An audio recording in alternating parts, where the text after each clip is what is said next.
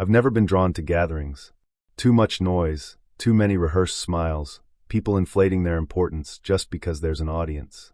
It always feels like attention being poured from one glass to another, never really belonging to anyone.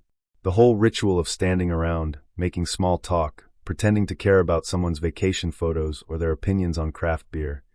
It exhausts me before I even walk through the door. If it were up to me, New Year's Eve would have passed quietly in our townhouse in Riverside. Maybe a movie. Maybe nothing at all. Just the two of us acknowledging the calendar's reset without fanfare. But my wife didn't want quiet. She wanted people.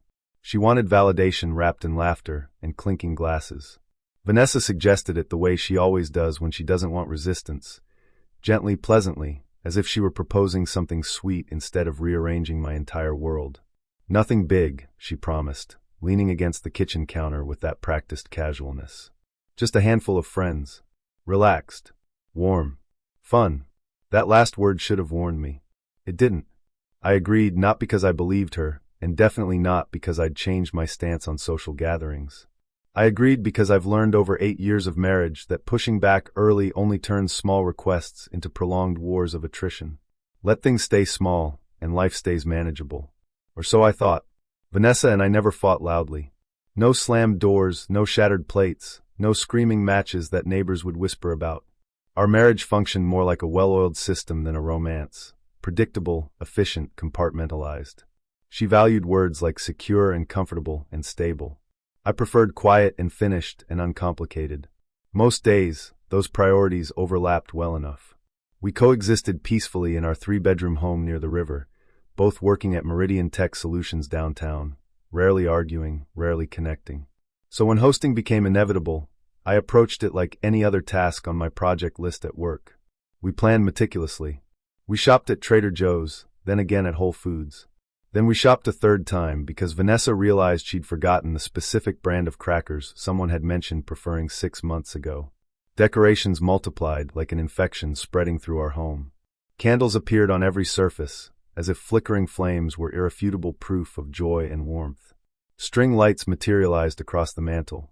A banner proclaiming Happy New Year hung above the archway leading to our dining room. I hauled bags from the car in the December cold, my breath forming clouds in the air. I shifted furniture according to Vanessa's evolving vision. The couch moved 4 inches left, then back, then angled differently. I untangled light strings that seemed personally offended by my existence, each not a small act of rebellion against order. Vanessa watched from the kitchen island with a glass of Chardonnay in her hand, occasionally redirecting me with precise gestures. Move that lamp. No, back where it was. Actually, wait, maybe try it by the window instead. I didn't comment. Experience had taught me that commentary only extended the process exponentially. Silence shortened it. Compliance made it bearable. Somewhere between repositioning chairs for what felt like the 100th time and centering the dining table for the 3rd time, a strange detachment crept in. I didn't feel upset exactly. I felt auxiliary. Like staff. Like someone whose role was to prepare the stage, not share it or perform on it. Vanessa buzzed with an energy I hadn't seen aimed at me in months. Checking her phone constantly, humming along to the playlist she'd curated, smiling at nothing in particular. She tried on outfits the way performers do before stepping into the spotlight, each combination deliberate and calculated. Each outfit wasn't about my opinion, it was about effect, about the impression she'd make. When she finally chose a sleek black dress, elegant, sharp, figure-hugging, she looked like she belonged somewhere else entirely. She stood in front of our bedroom mirror, turning slightly, examining angles. She joked lightly that I shouldn't look miserable tonight, ruin the mood for everyone. Said it to her reflection, not to me directly. I didn't answer. I took out the trash and recycling instead, grateful for the cold air on my face. Later that evening, while I was organizing bottles behind our makeshift bar area, she teased me for being reliable. Said it like a compliment, her tone light and affectionate in that performative way. I nodded automatically. Reliable had always sounded like something you say when passion isn't an option, but politeness still is. When you need a word that sounds positive but means nothing. By the time the doorbell rang at 8 o'clock sharp, Vanessa transformed instantly. Posture lifted as if pulled by invisible strings. Smile sharpened into something bright and welcoming. Excitement switched on like a lamp. Guests flooded in right on schedule, loud and glowing and effusive, praising the space, praising her decorating skills, praising everything. "Did you do all this yourself?" someone asked. I think it was Jennifer from Vanessa's yoga class. She laughed that practiced laugh and said mostly, never once looking in my direction or acknowledging the hours I'd spent executing her vision. I poured drinks. That became my place, my function. Glasses appeared in my hands without request, as if by instinct. I opened bottles of wine, mixed cocktails I'd learned from YouTube videos, fetched ice from the freezer, stayed useful and invisible. Vanessa moved through the room effortlessly, laughter easy and genuine sounding, body language open and inviting. People leaned toward her like plants toward sunlight. She retold stories we'd experienced together, refining them with each repetition, editing me out of the narrative or reducing me to backdrop. She was radiant. I wasn't jealous. I was observant. Her friends arrived together, Amanda, Jennifer, and Kelsey, immediately claiming space like they'd already decided the layout of the room in advance. Compliments flowed freely. Subtle evaluations followed in their wake. I received a polite glance, nothing more. Snippets of conversation drifted by as I passed with a tray of appetizers.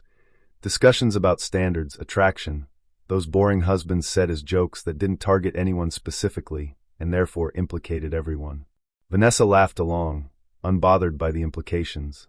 Someone called me dependable again. I think it was Kelsey's husband, Robert. Vanessa raised her glass in immediate agreement, her smile warm and genuine.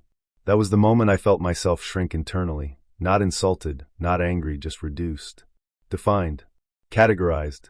Like furniture no one thought to rearrange because it was functional exactly where it was. Later, somewhere around 10:30, near the kitchen where the noise softened to a murmur, I reached for the fridge to grab more bottles of wine. A Pinot Grigio someone had requested specifically, when I heard her voice closer than expected. Vanessa had stepped into that in-between space near the pantry where people speak freely, assuming privacy and distance from their subjects.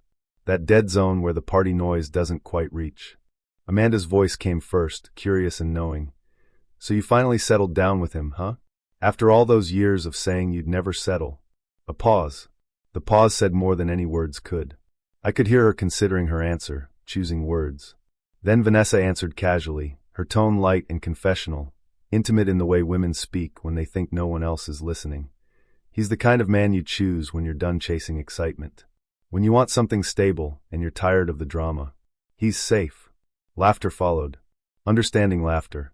The knowing kind that says we've all been there, we all understand that calculation. The laughter of women who'd made similar choices, or wished they had, or judged those who hadn't. "Safe is good," Amanda said. "Safe pays the mortgage." "Exactly," Vanessa agreed. More laughter. I stood completely still behind the refrigerator door, a cold bottle in my hand, condensation forming on the glass. No heat rushed through me. No confrontation formed in my mind. Instead, something aligned with a click, like a puzzle piece finding its proper place. I hadn't been chosen out of desire or passion or genuine want. I was the landing point. The safe stop after excitement wore out and reality set in. Reliable. Safe. Low risk. I wasn't the story she told with enthusiasm. I was the ending she accepted with resignation. The sensible choice. The mature decision. The man you marry when you're done being young. And suddenly, everything fit with terrible clarity. Why she explained me to friends instead of celebrating me. Why she introduced me with my job title before my name. Why affection felt scheduled, appearing on birthdays and anniversaries like clockwork, like appointments in a calendar. Why praise sounded like performance reviews, summarizing my utility rather than expressing genuine appreciation. He's good with money. He never forgets anything. He's so organized. Why sex had become routine, scheduled implicitly for Saturday nights unless one of us was too tired, which was often. Why she never looked at me the way she looked at actors in movies or men who passed us on the street. That quick evaluation, that flash of something. I wasn't taken for granted in the way people complain about. I was never taken at all. Never chosen with want. Just selected with logic. The way you choose insurance. The way you choose a reliable car. I returned to the main room as if nothing had changed, because outwardly nothing had. The party continued its predetermined arc. I carried the bottles, I poured drinks, I smiled when appropriate, I nodded at appropriate times. But Vanessa sensed something, some shift in the atmosphere between us. Perhaps I held myself differently. Perhaps my smile didn't reach my eyes anymore. She glanced at me across the room, her eyes narrowing slightly with that intuition people develop after years together, then made her way over during a lull in conversation. "You okay?" she asked quietly, touching my arm in that concerned way that looked tender to observers. "Yes," I said. And I was. Finished, not broken. Clear, not devastated. Resolved in a way I hadn't been before. I stopped anticipating her needs. Stopped automatically adjusting. Stopped orbiting her like a satellite around a planet, my trajectory determined entirely by her gravity. I observed instead, with the detachment of someone watching a play they'd already seen, already knew the ending to. I studied her like an anthropologist studies a subject. Noted her patterns, her performance techniques, how she modulated her voice depending on audience, how she touched people's arms when she wanted emphasis, how she threw her head back when she laughed to show her throat. At midnight, she linked her arm through mine during the countdown. I let her. The numbers meant nothing to me. 10, 9, 8, people shouting them like they mattered. The kiss was brief, correct, ceremonial, lips meeting because tradition demanded it, because people were watching, because this is what married couples do at midnight on New Year's Eve. Her lips were cold from champagne. Applause erupted around us. Someone shouted about new beginnings and fresh starts. Someone else mentioned resolutions. I felt clear, not hollow. Present, not numb. Like I'd finally woken up from a long sleep. After guests left around 2 in the morning, in that staggered way people do when they don't want to be first but also want to leave, coats gathered, final hugs exchanged, promises to do this again soon that everyone knew were lies. The silence landed heavily, almost oppressive. The house suddenly felt enormous. Vanessa was pleased with how the evening had gone. Proud of her hosting. Proud of herself. Waiting for my affirmation, my praise, my acknowledgement of her success. When it didn't arrive, she noticed. Said I was quiet, her tone somewhere between observation and question, like she was pointing out something strange. I had been all night. Quiet in a different way than usual. She laughed it off casually. Said I always was quiet, that it was just my nature, that she'd known what she was getting into. That I was naturally introverted, and she'd learned to accept that about me. And for the first time in 8 years, I understood exactly what that meant. That was true enough. Vanessa gathered the empty glasses scattered across surfaces and stacked them in the sink with methodical efficiency. I helped, but without my usual rhythm. No optimizing, no predicting what she'd reach for next. Just one glass, rinse it, set it down. Another. The quiet grew thicker, more substantial. Did I do something? She asked at last, her voice careful. It wasn't defensive or sharp. It was genuinely confused, like she couldn't locate the missing piece in an equation she'd solved 100 times before with reliable results. I looked at her properly then. Really looked, not just glanced. The night had drained out of her completely. Mascara faintly smudged beneath her eyes, shoulders slack with exhaustion, the black dress no longer armor, just cloth covering skin. The performance was over. This was the person underneath. No, I said simply. She searched my face carefully, looking for cracks in the facade, evidence of hidden anger. You sure? Yes. Relief softened her features immediately. Relief comes easily when you believe responsibility lives elsewhere, with someone else. We finished cleaning without another word passing between us. Lights switched off. Candles snuffed one by one, each flame surrendering without drama or protest. In the bedroom, she changed quickly, sliding back into habit and routine. She crawled into bed and immediately reached for her phone, scrolling through messages and photos from the evening.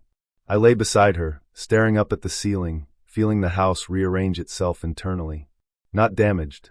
Just understood. Finally understood. I wasn't angry in any traditional sense. Anger requires expectation, a sense of being cheated or betrayed. This felt quieter, conclusive. I finally understood why I'd been chosen, not for pull or passion or desire, but because I was safe to stop with. A respectable choice after the fun had been had. Being chosen out of exhaustion isn't really being chosen at all. She turned toward me in the dark. Good night, Owen. Good night. She fell asleep almost instantly, her breathing evening out within minutes. I didn't. I lay awake, calm but alert, aware that something essential had ended without a single raised voice. No betrayal scene. No dramatic explosion. Just clarity arriving unfashionably late to a party that had ended years ago. The marriage I thought I was in had already concluded. I'd simply received the memo last. Morning came easily for her. The satisfied calm of someone who hosted successfully, who felt validated by positive feedback and enthusiastic texts. She padded into the kitchen wearing one of my hoodies, a gray one from Meridian Tech, hair wild and unbrushed, face bare of makeup, and kissed my cheek like punctuation at the end of a familiar sentence. The kiss was automatic. Muscle memory. "Coffee?" she asked brightly, already moving toward the machine. "Sure." She moved around the kitchen like gravity favored her specifically, cabinets opening, mugs clinking together, water running from the tap, the coffee maker starting its familiar gurgle. She'd bought expensive beans from a local roaster. This mattered to her. A soft hum emanated from her throat, some song I didn't recognize. I watched her from the table and realized what surprised me wasn't her normalcy. It was my neutrality. No resentment burning underneath. No urge to punish or wound or make her feel what I felt. I was just finished being automatically useful. She set my mug down carefully, my favorite mug, the one with the chip on the handle I refused to throw away, and sat across from me, immediately scrolling through her phone. Everyone texted. They loved it. Jennifer said it was the best party she's been to in years. Amanda wants to know when we're doing it again. Kelsey sent like 15 messages. Nice. She smiled genuinely, pleased with herself, her effort validated. I told you you'd like it once it got going. I took a sip of coffee. I didn't mind it. Her eyes lifted slowly from the screen. That's not what I said. You were wrong, I said evenly. 4 words. Even in tone. Flat in delivery. Not an attack, just a correction of the record. A simple statement of fact. She blinked rapidly, processing. Excuse me? You said I'd like it. I didn't like it. I tolerated it. There's a difference. She laughed, expecting me to join in, to signal that I was joking, that we were playing. When I didn't, when my face remained neutral, the laugh collapsed awkwardly. She set her phone down. Wow. Okay. Someone woke up spicy this morning. I said nothing. I'd stopped filling silences for her comfort. Let them exist. Let them be uncomfortable. She kept talking, momentum carrying her forward. We should do it again soon. Maybe Valentine's Day. Or maybe next time invite some of your co-workers from Meridian. That would be fun, right? Mix our friend groups. No. The word landed like a skipped beat in familiar music. No, she repeated, as if she'd misheard, as if I'd said something in a language she almost understood. No. Her eyes narrowed slightly, defensiveness creeping in. Owen, it's just hosting friends. You're acting like I'm asking you to. I'm not acting, I interrupted calmly. I'm answering your question. You suggested something. I declined. She tried to turn it into a joke, to diffuse the tension. Okay, fine, Mr. Grumpy.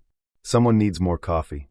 The old version of me would have accepted the label, shouldered the blame, laughed it off, moved on. This one didn't. I'm not grumpy. I'm just saying no. That was the first visible flicker. The moment she realized the rules had changed fundamentally, and pretending otherwise wouldn't fix it. Her mouth opened slightly, then closed. She stared at me like I was a stranger. After that morning, I stopped doing things automatically. Nothing dramatic or theatrical. No grand pronouncements. Just quiet refusals. Strategic delays. Choices that belonged to me and no one else. I started creating space where there had only been compliance. When she asked me to run to the store for something she forgot, specialty cheese for a recipe she wanted to try, something French she couldn't pronounce, I said calmly, "You can go." She stared like I'd switched languages mid-sentence. I'm in the middle of something. So am I. I wasn't. I was reading an article on my phone about nothing important. That wasn't the point. She stood there for a moment, waiting for me to reconsider, to remember my role. When I didn't, she grabbed her keys with more force than necessary. Fine. She left without kissing me goodbye, the front door closing harder than necessary. I heard her car start, pull out of the driveway, and I felt nothing. No guilt, no concern, just neutral observation. That night, she asked what I wanted for dinner, her tone slightly impatient, like she was already annoyed with whatever answer I'd give. Whatever you want, I said. She rolled her eyes dramatically. This is why I plan everything. If it's up to you, we'll eat cereal for dinner. You never have opinions about anything. Then eat cereal, I said simply. She froze, spatula in hand, halfway to the stove. Are you serious right now? Yes. There was no punchline. No smile to indicate humor. What is wrong with you? Her voice rose slightly. Nothing. You asked what I wanted. I said whatever. You said we'd eat cereal if it was up to me. I agreed. That's not. She stopped. Started again. That's not how conversations work, Owen. Isn't it? She ordered Thai food. We ate in silence. She kept glancing at me, trying to figure out what had changed, where the break had occurred.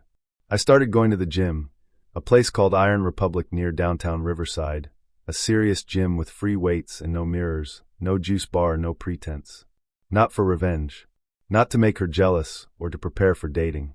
I'd realized my body had learned the same habits I had, shrinking, slouching, taking up less space than it deserved, apologizing for existing.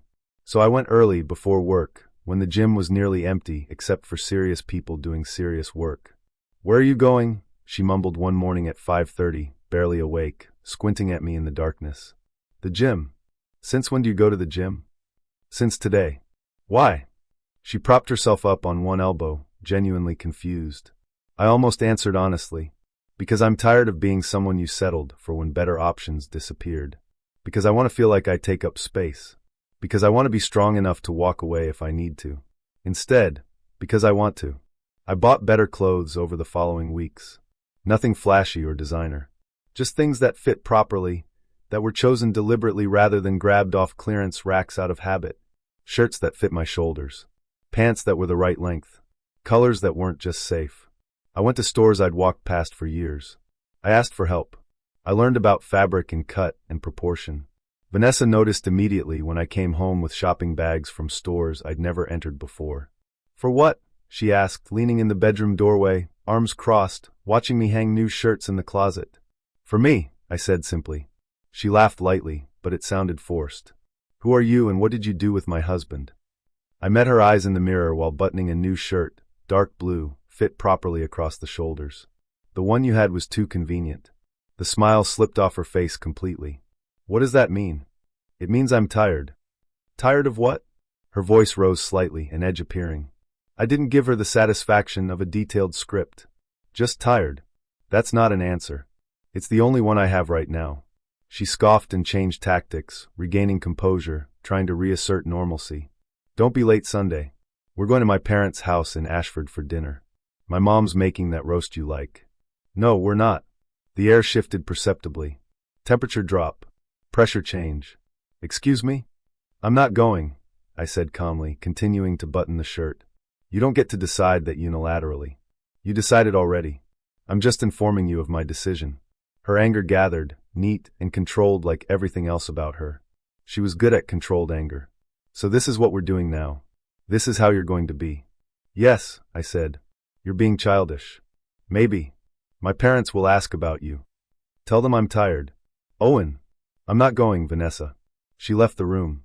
I heard her on the phone later, talking to her mother, her voice different than the one she used with me. Apologetic. Embarrassed. "He's not feeling well." The lie came easily. When she demanded answers 3 days later, cornering me in the living room after I'd returned from the gym, still sweating, water bottle in hand, I didn't rehearse. I didn't soften the edges or choose diplomatic language. I told her directly that I'd heard her. What she'd said at the party. How she'd explained me to Amanda like I was a practical purchase. An appliance. A solution. "He's the kind of guy you choose when you're tired of chasing." She tried to minimize it immediately. Context. Just a phrase. A joke between friends. "You're taking it out of context." "What's the context that makes it better?" I asked. "I didn't mean, it wasn't about you specifically. It was exactly about me specifically." "Owen." "It means what it means," I said evenly. "You didn't choose me because you wanted me. You chose me because you were done wanting anything. I was the safe landing after you were tired of jumping." She called me stable. Reliable. Said those were good things, valuable qualities, things most women would love. Do you know how many women would kill for a stable husband? "Those are qualities of a service," I said calmly. "Not a desire. Not a person someone actually wants. You don't desire reliability. You just prefer it to chaos." "That's not fair." "It's accurate." "So what do you want?" she demanded. "You want me to lie? Pretend I chose you for some grand passion? We're adults, Owen. This is what marriage is. Maybe yours. Not mine. Then what's yours?" When I said the word divorce, it wasn't loud. It wasn't a threat or manipulation. It was simply a direction I was considering, a path I was seeing clearly for the first time. She went pale. Actually pale. "You're not serious." "I don't know yet." "Because of one comment?" Because of 8 years of comments. This one just clarified them. Then everything flipped like a switch had been thrown. Suddenly she was attentive in ways she hadn't been in years. Present in moments that had always been empty before. Touching me without obvious reason or occasion. A hand on my back, fingers trailing across my shoulders. Hugs that lasted longer than necessary. Actually listening when I spoke instead of planning her response or checking her phone. Asking about my day with genuine interest, following up on details I'd mentioned days before. Cooking meals I liked rather than what was convenient or what she was craving. Looking at me like I mattered as a person instead of functioned as a support system. She chased now. Pursued. Initiated conversations about feelings, about us, about the future. Suggested activities I'd mentioned wanting to do months ago that she'd dismissed then. A weekend trip. A concert. Little gestures that accumulated. It felt good. I won't lie about that. Part of me, the part that had been starving for years, wanted to surrender immediately. To take what was being offered and pretend the context didn't matter. But trust doesn't rebuild at the speed of fear. Every smile echoed that sentence I'd overheard. Every touch carried the unspoken question. Is this love or panic? Is this genuine or performance? Is this who she is or who she needs to be to keep the life she's built? I didn't accuse her. I watched carefully, observed patterns, noted inconsistencies, the moments when her attention wavered, the times when frustration leaked through, the occasional slip back into old habits before she caught herself. Some days I laugh with her and feel almost hopeful about what we might rebuild. We'll have dinner and conversation will flow easily, naturally, and I'll think maybe this is real. Maybe fear can transform into something authentic. Other days I feel like I'm watching an excellent performance by a skilled actress who knows exactly what's at stake, who's studied the role intensively. And that's where I am now. Suspended between two futures. One path leads to freedom, quiet, clean, unknown but mine. Starting over at 36. Dating again. Explaining to people why my marriage ended. Building something new from nothing. The terror and possibility of that. The other leads to forgiveness, slow, risky, possibly real. Rebuilding trust. Choosing to believe change is possible. Accepting that maybe how we start doesn't determine how we finish. She wants me to stay. She said it explicitly now, tears in her eyes, voice breaking. Please. I'm sorry. Let me show you. I want to be chosen with desire, not desperation. And I don't know if love that arrives late out of fear is still love, or just fear wearing better clothes. I don't know if the woman pursuing me now is the same woman who settled for me then, changed somehow, or if she's simply playing a new role because the old script stopped working. I don't have answers yet. Just questions that keep me awake at night, staring at the ceiling while she sleeps beside me, her hand reaching for mine even in sleep. And I have a decision to make. Thank you for watching the video to the end. YouTube may no longer suggest my channel to you, so subscribe to it to receive new interesting stories. You will also help the channel grow and improve the quality of its content. A playlist with other interesting stories that you can listen to is now displayed on the screen. You can also write in the comments what stories you would like to see on the channel.